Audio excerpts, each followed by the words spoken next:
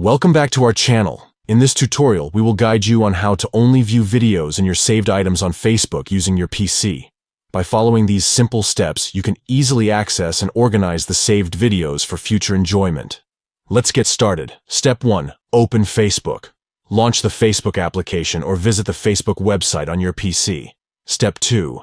From the left-hand side, click on Saved. This will take you to the Saved Items section. Step 3. Click on Saved Items to view all your saved posts, links, and other content. Step 4. Now, locate the filter icon in the top right corner of the screen and click on it. Step 5. From the available options, select Videos.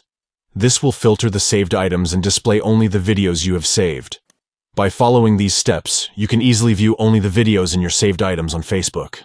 If you found this tutorial helpful, be sure to subscribe to our channel for more useful tips and tricks. Enjoy your saved videos on Facebook using your PC.